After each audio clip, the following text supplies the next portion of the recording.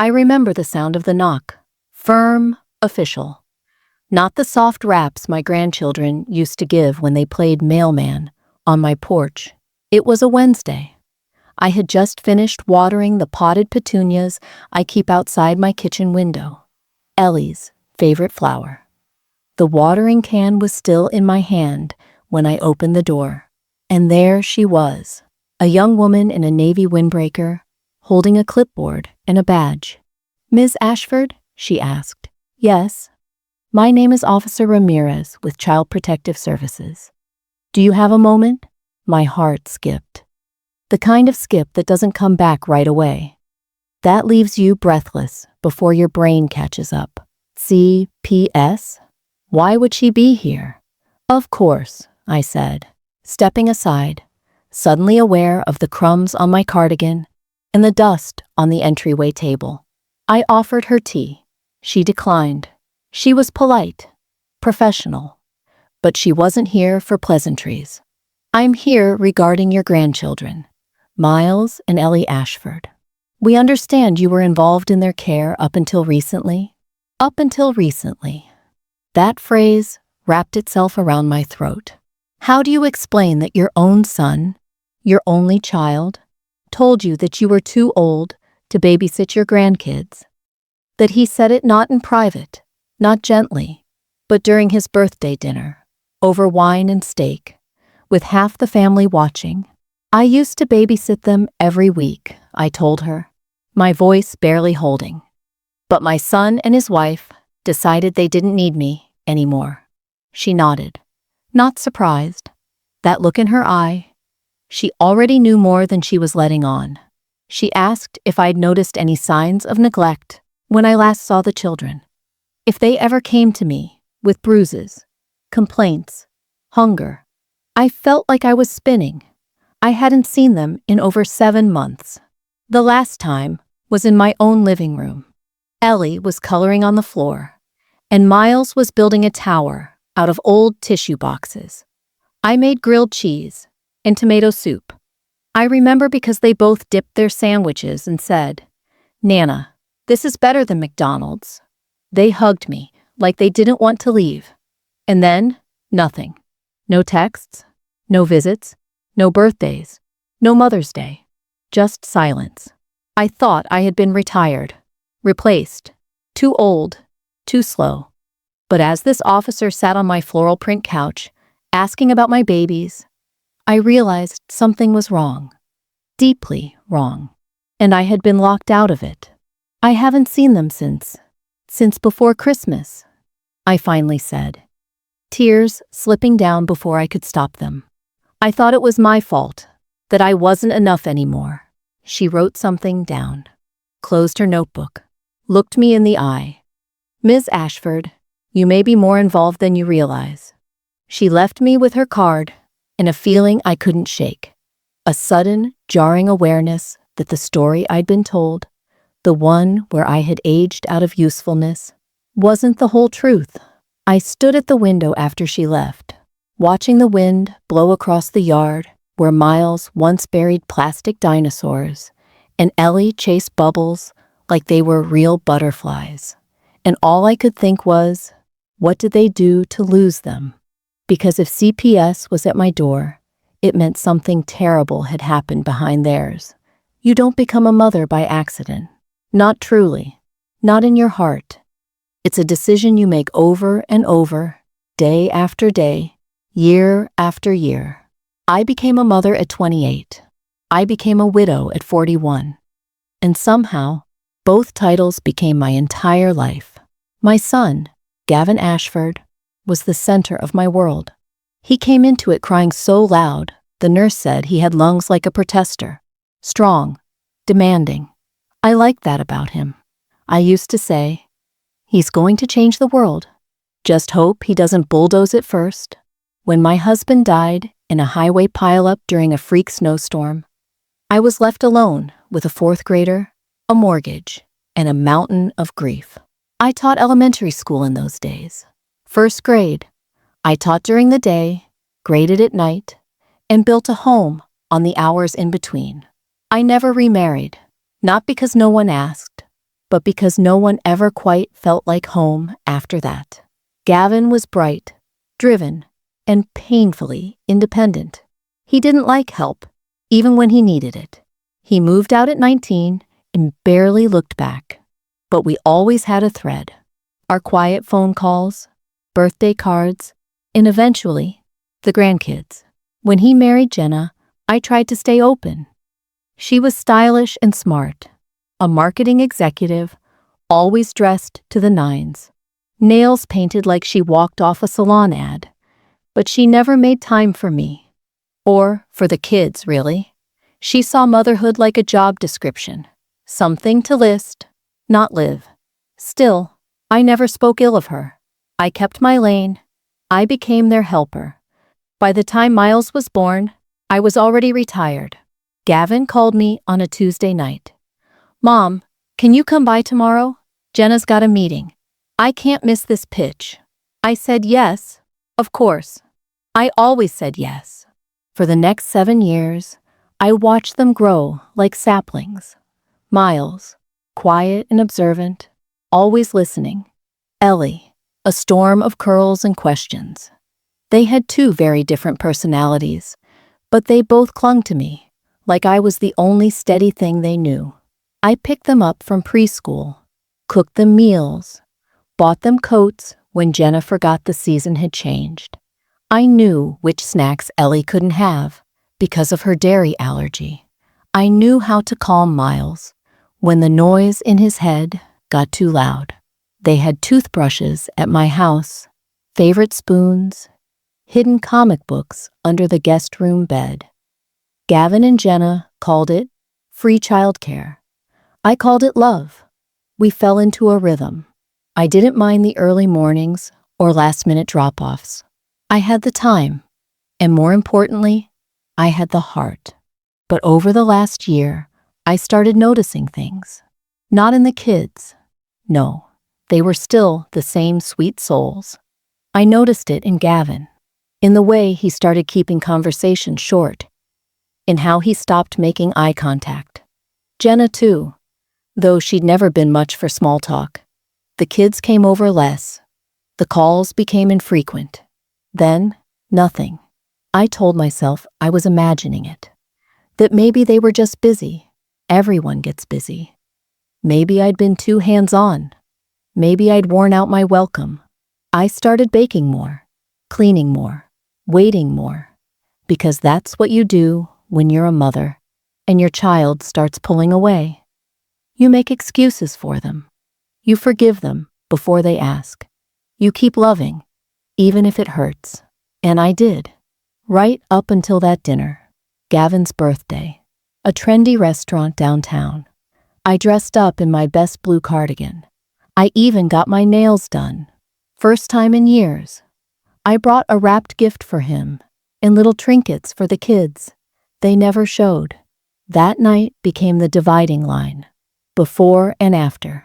The moment that spun my quiet, predictable life into silence.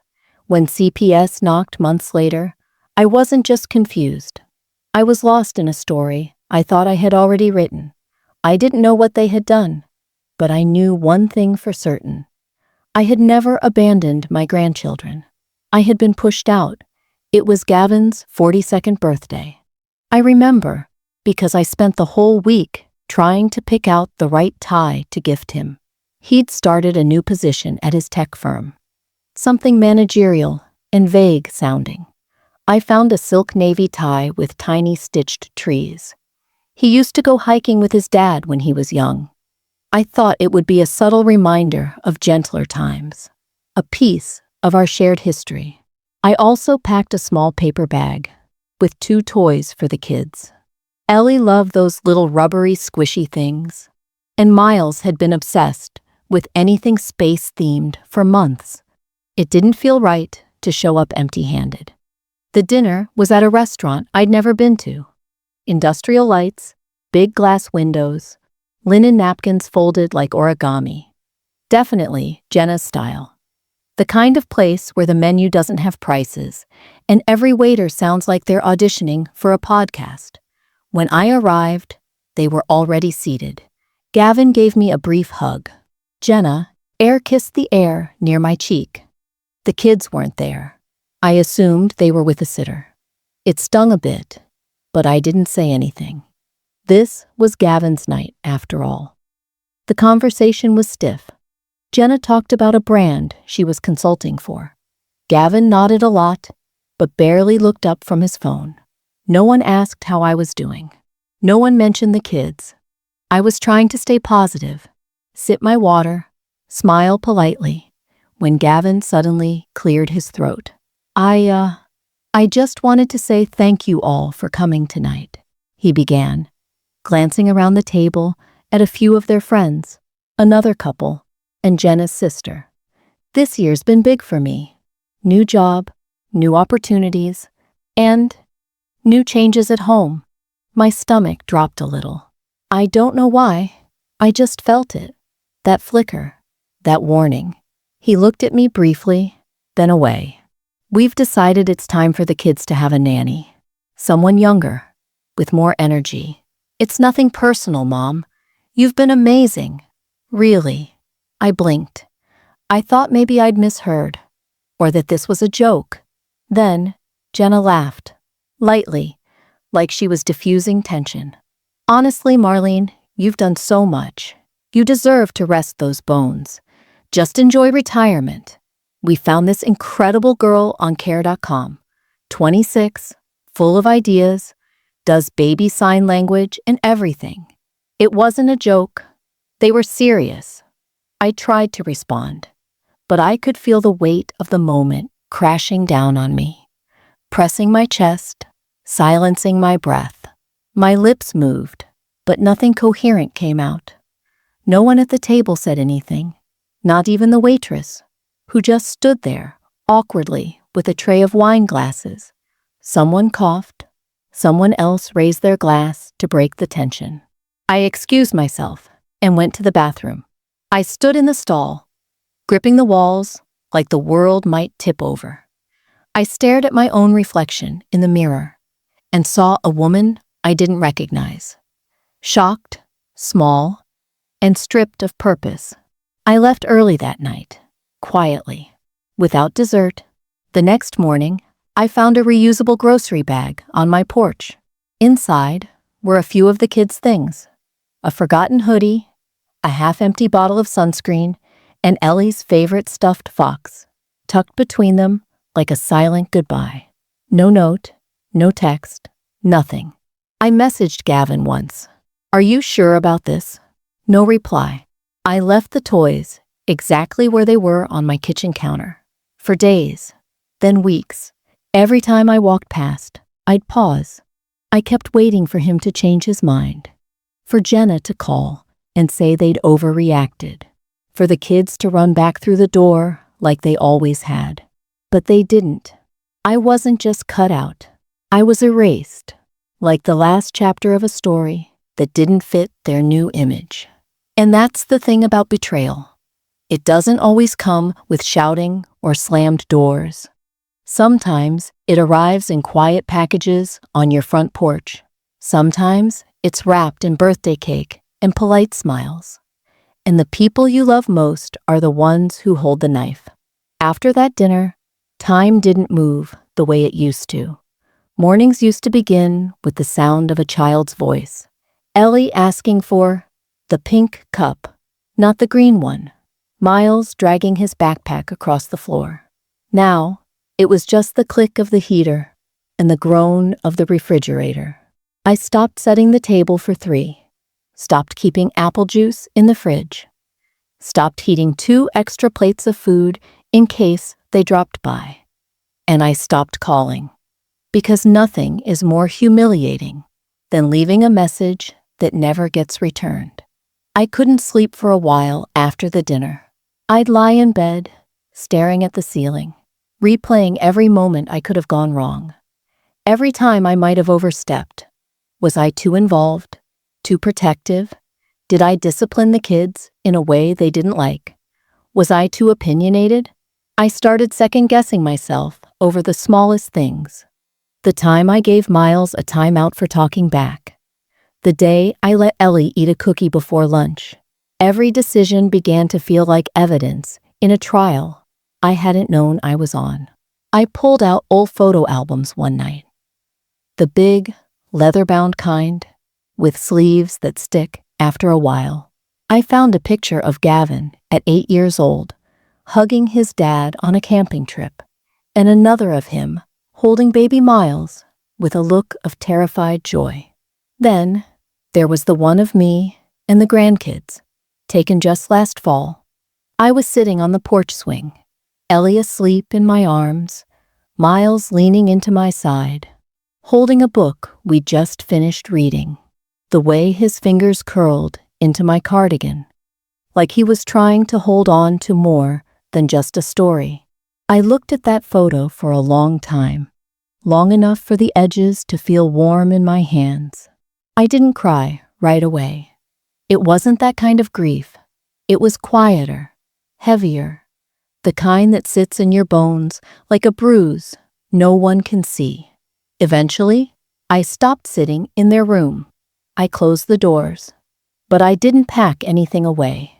Their things were still there. Ellie's ballet shoes tucked under the bench. Miles's favorite dinosaur books lined up with quiet precision. Waiting, like I was. One morning, I sat on the back porch with a cup of tea and watched the swing sway in the wind. The one Miles always insisted squeaked too much. "Nana, it sounds like a ghost," he used to say. I sat in silence for an hour that day. Not reading, not knitting, just thinking. I thought about all the sacrifices, the missed vacations, the birthdays where I spent my savings on the kids instead of myself.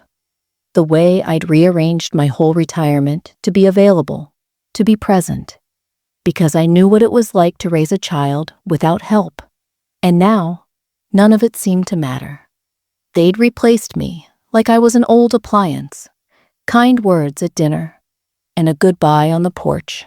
I felt erased, but the strangest thing was, even in that silence, I still loved them.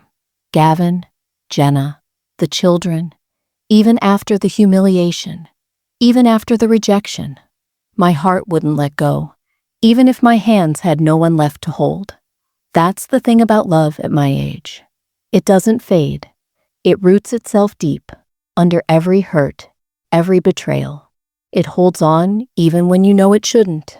So I sat there, day after day, watching the wind move the swing, waiting, not for them to apologize, but for the ache in my chest to stop feeling like a second heartbeat, because the silence had become louder than anything they ever said.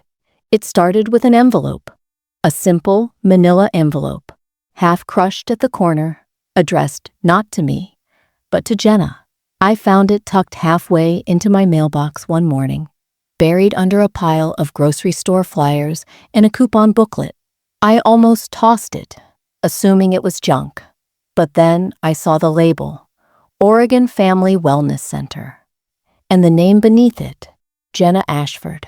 It was my address, but her name. That made no sense. For a moment, I thought it might have been sent by mistake. Maybe something from a referral I had unknowingly been listed under. Still, something in me stirred. Curiosity, maybe. Or just that lingering ache of still wanting to feel connected to anything tied to my grandchildren. I debated opening it. I really did. I stood in my kitchen with a butter knife hovering over the flap for nearly 5 minutes, whispering to myself, "Don't. It's not your business anymore." But I did. Inside were several printed forms, progress reports, from a mandatory parenting class. The first line jumped out like a slap.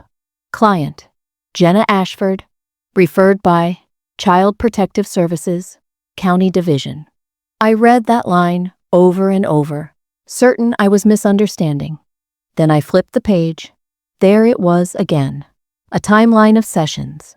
Topics covered: neglect prevention, child supervision basics, conflict resolution in family dynamics.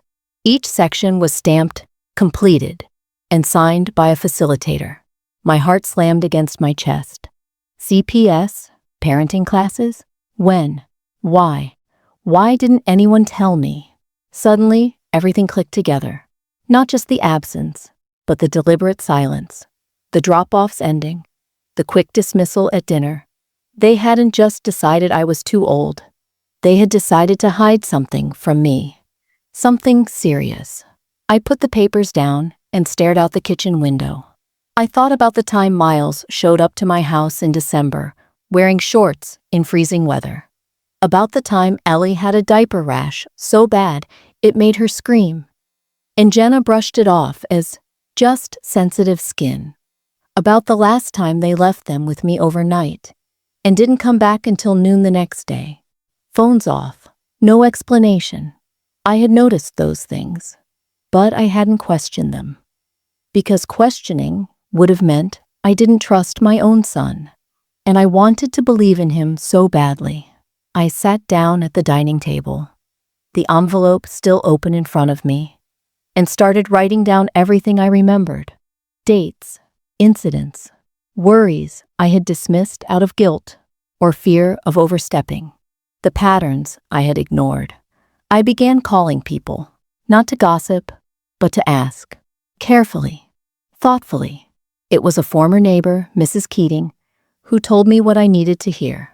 "Oh, honey," she said, lowering her voice. I didn't want to say anything before, but I saw Ellie outside alone once. Barefoot. It was cold. I knocked, but no one answered the door.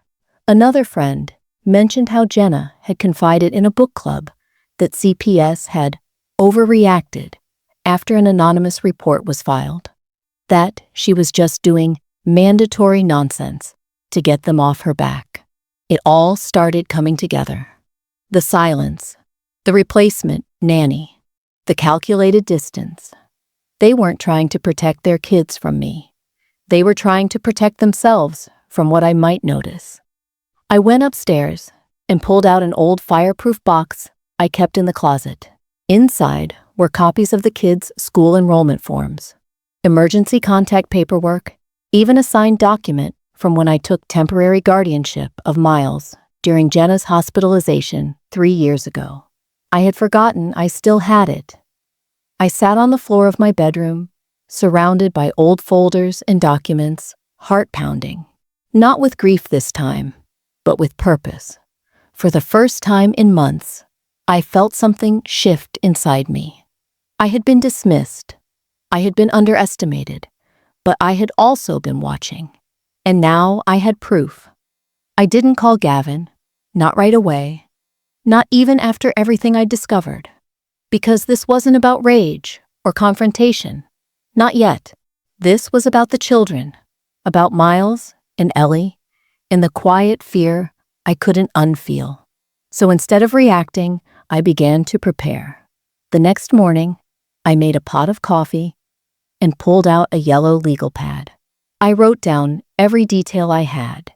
Dates, incidents, what I saw, what I heard, and what others had told me. I printed out the wellness center forms I had opened, made copies, and tucked them into a binder labeled Kids Safety. Then I made a phone call. "Hello," came a cautious voice. "Hi, is this Diane Cortez?" "Yes, speaking." "This is Marlene Ashford. You used to work with my school when I was teaching at Westfield Elementary. You helped with custody documentation for one of my students years ago." A pause. "Oh my goodness. Yes, of course. I remember you. Ms. Ashford, you were the one with the origami reading corner." That made me smile. Just for a moment. "I need some advice," I said, my voice shaking just enough to betray how deeply this all mattered. And I need it to be off the record. We met 2 days later in a small cafe off the highway. I brought my binder. She brought her empathy. I told her everything, from the birthday dinner to the envelope to the things neighbors had quietly shared. I showed her the temporary guardianship document from 3 years ago and the text logs I'd printed from my phone. where weeks of unanswered messages told their own story. Diane didn't say much at first. She just flipped through the documents with quiet focus, underlining things with her pen. When she finally spoke, her voice was calm but clear. "Marlene, what you're describing isn't just sad. It's dangerous. If CPS has already been involved once, they're on watch. And your proximity to the children, your previous caregiving role, gives you standing." I wasn't sure what that meant at the time, she explained. I had the right to speak up, to report what I knew. I wasn't just a grandmother. I had been a de facto guardian, a daily caregiver, a trusted presence, and most importantly, I had never been dismissed for cause. I had been cut off without explanation. That wasn't abandonment. That was concealment. From there, I started planning carefully. I ordered certified copies of every legal form I had ever signed regarding the kids. I contacted Miles's old school to request a copy of the emergency contact sheet, where I had been listed first for years. I started logging the current timeline. When I had last seen them, when the silence started, when CPS had shown up. I didn't confront anyone. I didn't call Jenna or demand answers from Gavin. Instead, I started documenting my concern the proper way. I sent a registered letter to the local CPS office, requesting a meeting as a former caregiver with evidence of neglect patterns. I made it factual, not emotional, not vengeful, just honest. In parallel, I began preparing my home. I opened the door to their old room for the first time in weeks, dusted the furniture, changed the sheets, set up the bookshelf again. I didn't know if they'd ever come back, but I needed to be ready in case someone asked, "Would you be willing to take them?" The answer would be yes. It had always been yes. For the first time in a long while, I didn't feel powerless. I wasn't just a woman crying into photo albums anymore. I was a witness. I was a protector. I was still their grandmother. And I was going to make sure someone finally listened. The letter I sent to CPS was brief. 2 pages, clearly written, no dramatic language, no emotional appeals, just facts. I attached copies of the documentation, the old guardianship form, the printed messages, the envelope I'd received by mistake. 3 weeks later, they called. "This is Officer Ramirez with Child Protective Services. Ms. Ashford, would you be willing to come in for a formal interview regarding your grandchildren?" I said yes, without hesitation. My voice didn't shake. My hands didn't tremble. I was done waiting for someone else to do the right thing. If this was the only way I could still care for Miles and Ellie, then so be it. The interview took place in a small office with beige walls and a humming air vent. Officer Ramirez was the same woman who had come to my door months earlier. This time, she looked at me differently, not like someone she was trying to assess, but like someone she could finally trust. We talked for almost 2 hours. I answered every question, gave every date I could recall, provided names of neighbors who had witnessed neglect, and showed her the letters and official forms I'd collected. She asked me if I would be willing to accept custody if needed, short-term, emergency, or otherwise. "I'd take them today if you told me they were in danger," I replied. Ramirez nodded, took more notes, told me she appreciated how carefully I had handled everything, how I hadn't tried to interfere, but had been willing to step in when it mattered most. From that moment on, I didn't hear much. No updates, no confirmation, but I knew enough to know. When CPS goes quiet, they're moving. In the meantime, I took one more step, one that was long overdue. I called my financial advisor, a soft-spoken woman named Kendra, who had helped me manage my pension after retirement. "Kendra," I said, "I need to secure a portion of my savings in case I become a legal guardian, a trust account, for my grandchildren." She walked me through the steps.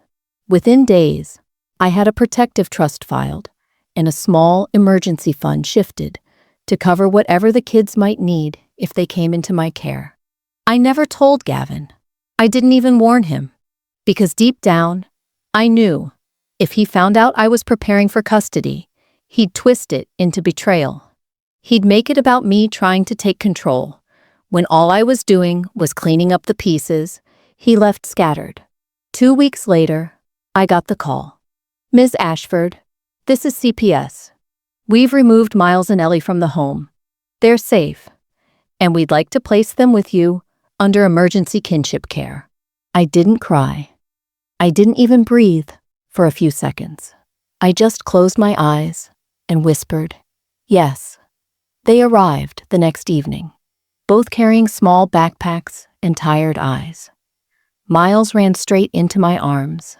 Ellie followed behind, more hesitant, clutching her stuffed fox with both hands. She didn't say anything for a while, just stood in the hallway, watching me, until she whispered, "Are we staying here now?" I knelt down, held her cheeks in my hands, and said, "As long as you want." That night, I made spaghetti, put their favorite cartoon on the TV, brought out the old bedtime books they hadn't seen in months. When I tucked them in, Ellie asked if she could sleep in my bed. I let her. Miles didn't ask for anything. He just leaned against me as I sat by his bedside and said, "I miss this house." I kissed his forehead. "I missed you too." The house felt full again, not because I'd taken anything back by force, but because I had refused to look away. It didn't take long. 3 days after the children arrived, Gavin showed up on my porch. He didn't knock like he usually did. He pounded, hard, repeatedly, as if sheer volume could reverse what had already happened. I opened the door and stood there, calm but unflinching. He looked tired, angry, unshaven. There was a kind of panic in his eyes I hadn't seen since he was a boy and lost track of me in the grocery store. "You went to CPS?" he hissed. "You reported us. Are you out of your mind?" "No," I said quietly.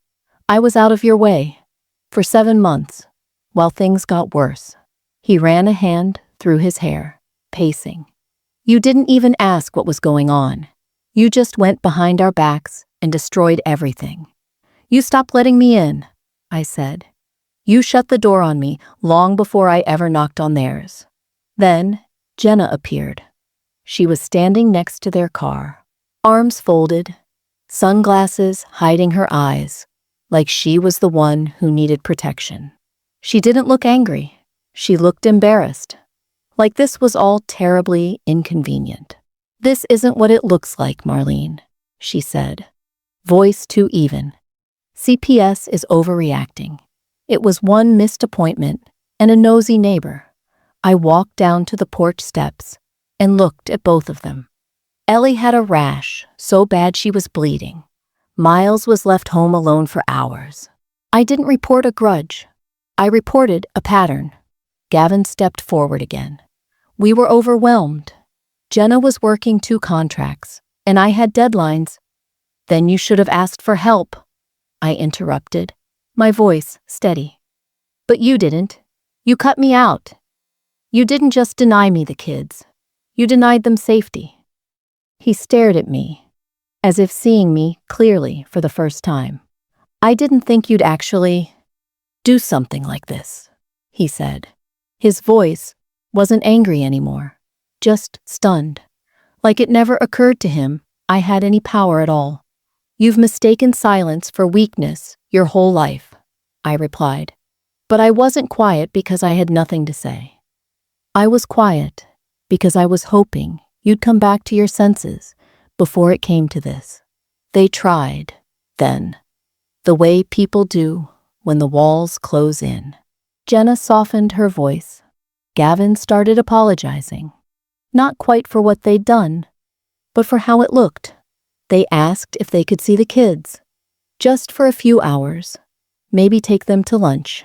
I said no, Because CPS had set the rules now.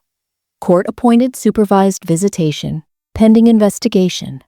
The same agency they tried to hide from was now in control of their contact. I wasn't the gatekeeper. The system was. I could see it land on Gavin's face. The weight of losing what he thought he could always get back. "We'll fight this," Jenna snapped. "We'll get lawyers. You think they'll give custody to someone your age? This isn't over." I nodded slowly. "Do what you think is best." I already did.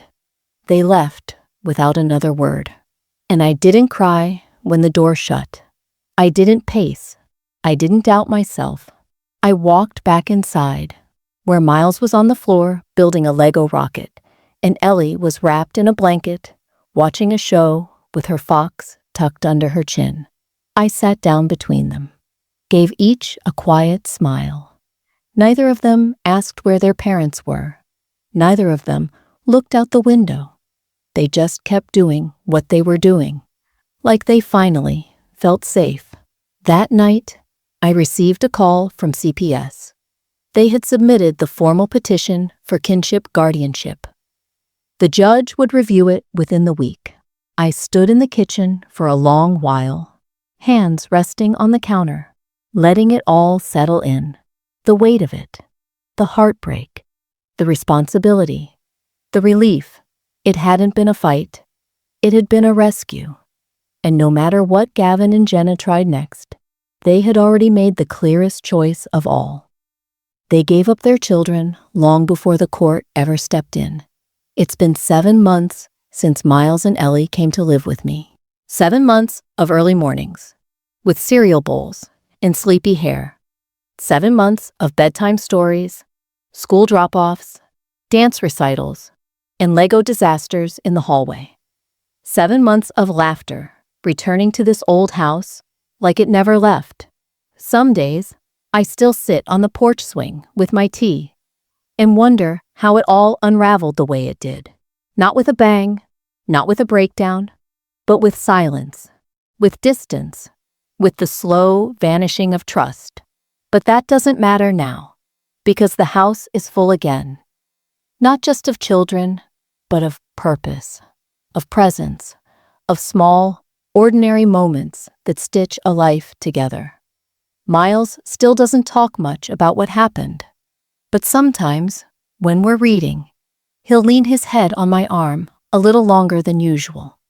Sometimes he checks the locks on the doors at night, not because he's afraid, but because he wants to be sure. And Ellie, she's begun humming again, all the time, while brushing her teeth, while playing with dolls, while falling asleep. She hums, like she's filling the space with her own music, like she's finally breathing easy. The court awarded me legal kinship guardianship last month. Permanent, unless Gavin and Jenna meet a very strict set of conditions. They've requested visitation, but only Jenna has shown up, twice. Each time, Ellie kept her arms wrapped around me and never let go until it was over. Gavin hasn't visited once. I thought that might break me, but it didn't. I've stopped trying to understand why my son became someone I couldn't recognize. I've stopped rewriting the past, looking for a moment I could have changed it all. Because I can't change him, but I can protect his children. That's enough. I started volunteering at the local community center again. Just a few hours a week, helping other grandparents who suddenly find themselves raising children all over again. Most of us didn't plan for this. None of us regret it. We call ourselves the quiet heroes because no one notices you until the fire's already burned through. And then they wonder how you're still standing. The hardest part isn't the diapers or the school pickups or the energy it takes just to keep up. The hardest part is knowing you're not supposed to be doing it alone. But you are, because the people who should be here aren't. But we do it anyway, because love doesn't age. It just deepens. I've set up a small trust in the kids' names. It's not much, but enough to get them started when they're older. I don't know what the future will hold. I'm 74. I wake up with stiff knees and take naps more than I used to. But I also laugh louder than I have in years. I feel useful again, alive again. The house is messy now, always. Toys everywhere, crayon art taped to the fridge, forgotten socks under the couch. But I wouldn't change a thing. Sometimes, late at night, I walk down the hallway and peek into their rooms. I watch them sleep for just a moment. Miles curled up with his book, Ellie snoring softly, tangled in her blankets like a little whirlwind finally at rest. And I smile, not because it's perfect, but because it's real. Because in the end, I wasn't too old. I was just the only one still young enough at heart to stay. And I did. When they told me I was too old to babysit, I stayed quiet, but not blind. Love doesn't retire, and it never forgets.